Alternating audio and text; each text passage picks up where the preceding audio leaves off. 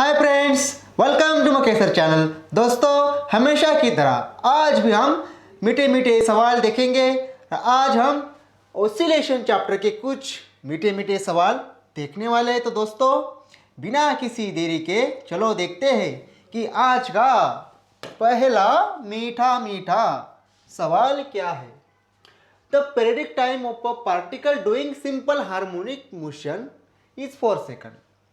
4 second है periodic time.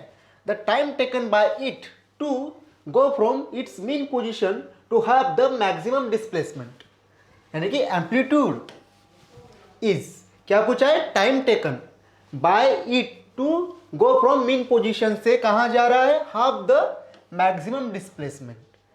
तो बस कंडीशन को समझो, एसएचएम का सवाल है। तो y equals to A sine omega T, इसे कभी मत भूलना। और बोला क्या है, हाफ द मैक्सिमम डिस्प्लेसमेंट, यानी कि हाफ द एम्पलीट्यूड ब्रैकेट में दिया है। तो ये रहा एम्पलीट्यूड, सॉरी डिस्प्लेसमेंट का हाफ, तो a/2 आएगा। हाफ द डिस्प्लेसमेंट यानी कि a/2 आएगा। ये रहा displacement equals to A sine omega T. ए से ए गया, इक्वल्स टू आएगा half equals to sine omega T बराबर। तो sine inverse half equals to omega T में लिख सकता हूँ, ज़रूर लिख सकता हूँ। तो साइन इनवर्स हाफ क्या होगा दोस्तों, π/6 होता है। साइन 30 यानी हाफ, यानी कि π/6 रेडियन में आएगा, तो ओमेगा टी। तो इसको और सिंप्लीफाई हम करेंगे तो ओमेगा टी इक्वल टू क्या है हमारे पास, π/6 है।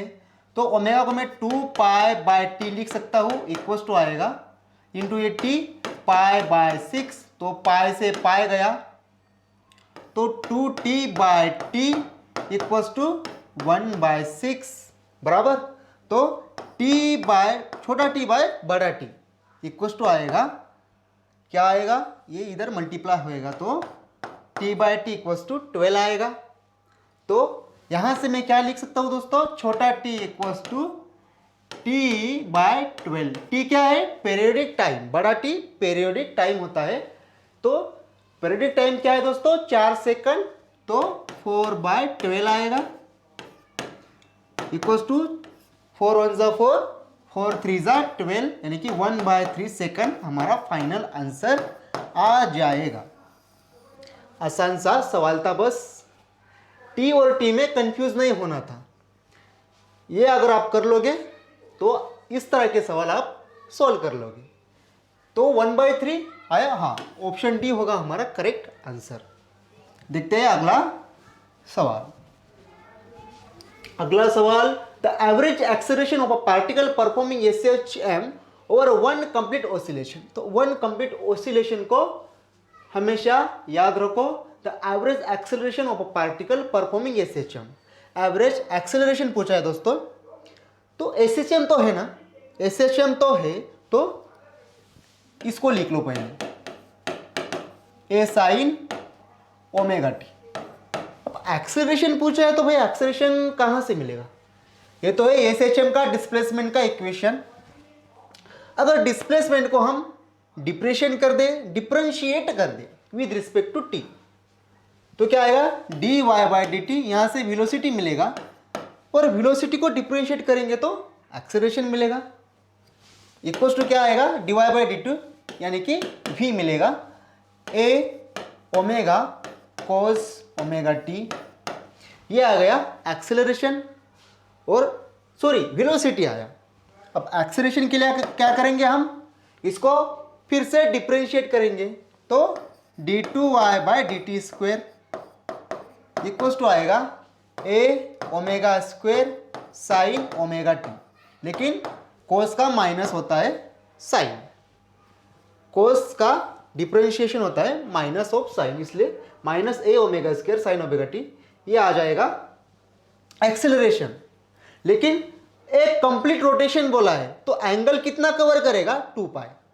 तो ओमेगा टी हमारा एंगल है, तो ओमेगा टी को हम 2π से रिप्लेस करेंगे, इक्वल्स टू आएगा -a omega square sine 2 pi. Sine 2 pi पता है आपको 0 होता है, तो इक्वल्स टू आएगा जीरो आ जाएगा, 0 इंटू 0, तो 0 का ही, हाँ ऑप्शन सी होगा हमारा करेक्ट आंसर। कंफ्यूज बिल्कुल नहीं होना है, कंडीशन के हिसाब से सवाल में जो कंडीशंस दी है तो उस कंडीशन के हिसाब से सवाल को सॉल्व करना है। A particle executes a simple harmonic motion. सब सवाल बिल्कुल एक जैसे और इक्वेशन एक ही लगता है, y equals to A sine omega T. उसी बेस पे ये सारे सवाल है, यानी कि अगर एसएचएम पे कोई सवाल आता है, न्यूमेरिकल आता है, तो बस आपको y equals to A sine omega T हमेशा याद रखना है। A particle executes a SHM of period t, find the time taken by the particle to go directly from its mean position to the half the amplitude. Amplitude को half बोला है, mean position से amplitude का half, मतलब displacement क्या है, half है, amplitude का हाफ उसका डिस्प्लेसमेंट है।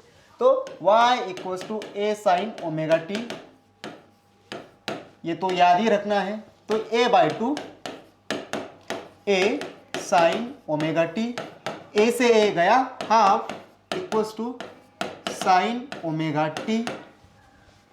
तो साइन इनवर्स 1/2 इक्वल्स टू मैं लिख सकता हूं ओमेगा टी बराबर।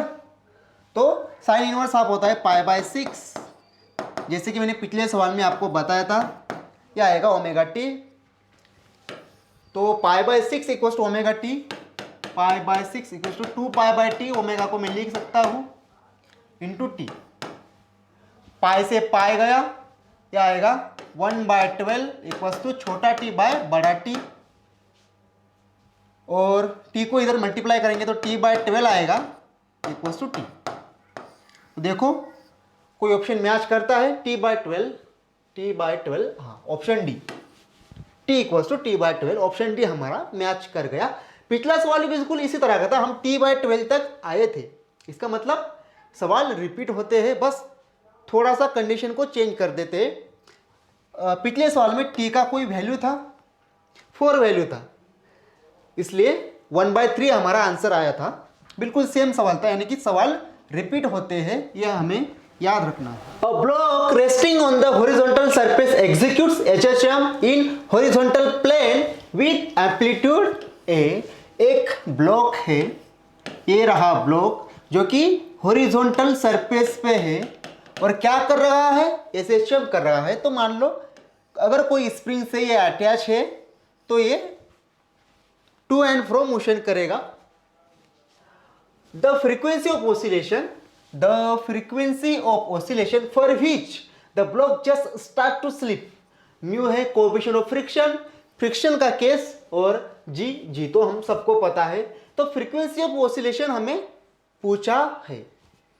जब भी कोई block just start to slip, उस केस में क्या होता है दोस्तों, एफ जो रिस्टोरिंग फोर्स होता है, रिस्टोरिंग फोर्स वो किसके इक्वल होता है, फ्रिक्शनल फोर्स के, फ्रिक्शनल फोर्स के इक्वल होता है। तो रिस्टोरिंग फोर्स क्या होता है दोस्तों, kx, वी नो दैट। और frictional force mu into N, mu into normal reaction, तो नॉर्मल रिएक्शन होता है mg, तो म्यू mg हम इसे लिख सकते हैं। k क्या होता है, m omega square equal to m omega square x आएगा, k होता है m omega square equal to आएगा म्यू mg, m से m गया, omega square x equal to आएगा म्यू g। तो यहां से ओमेगा स्क्वायर इक्वल्स टू आएगा म्यू जी बाय एक्स बराबर। तो ओमेगा इक्वल्स टू आएगा दोस्तों म्यू जी बाय एक्स का रूट आएगा। मैंने ओमेगा क्यों यहां लिया, क्योंकि ओमेगा मुझे क्या दिलाएगा, फ्रीक्वेंसी देगा, इसलिए मैंने ओमेगा को सेपरेट किया इन सब से। आपको सवाल, आपको टेंशन हो जाता है कि यार इसने ओमेगा क्यों ले लिया, इस तरह क्यों, क्या एक्स क्यों नहीं लिया। तो ओमेगा मुझे क्या देगा, फ्रीक्वेंसी देगा। तो ओमेगा को मैं क्या लिख सकता हूं, 2π/t लिख सकता हूं, 2π/t equals to under root में म्यू जी बाय एक्स, आगे हमें मिलेगा 1/t। क्यों लिया? 1/t मुझे क्या देगा? फ्रीक्वेंसी देगा। तो 2 पाई की मुझे जरूरत नहीं है, 2 पाई उधर, भैया तो उधर चला जा, तो उधर आएगा 1/2 पाई हो जाएगा। तो ये अंडर रूट में म्यू जी बाय एक्स, ये है F equals to 1/2 pi root mu g by x. देखते हैं क्या कोई ऑप्शन मैच करता है। 1/2 पाई 1/2 पाई, हाँ मिला, म्यू जी मिला, एक्स क्या है दोस्तों? एम्पलीट्यूड है हमारा, इस केस में एम्पलीट्यूड है। एम्पलीट्यूड भी क्या होता है? एक तरह का डिस्प्लेसमेंट होता है। तो इक्वेशन तो पूरा मैच कर गया, तो एक्स को ऐसे रिप्लेस कर दो और ऑप्शन ए चिपका दो। इतना आपको समझ आना चाहिए जब आप एग्जाम में बैठे हो, एग्जाम हॉल में बैठे हो। और पार्टिकल परफॉर्म्स एसएचएम, पार्टिकल क्या कर रहा है? एसएचएम परफॉर्म कर रहा है with amplitude 25 centimetre and period 3 second. Amplitude लिख लेते हैं ताकि कंफ्यूजन ना हो। 25 सेंटीमीटर, टी है कितना? 3 second. The minimum time required for it to move between 2 points 12 centimetre on either side of the mean position. तो ये रहा मीन पोजीशन और ये रहा 12.5 और ये रहा 12.5।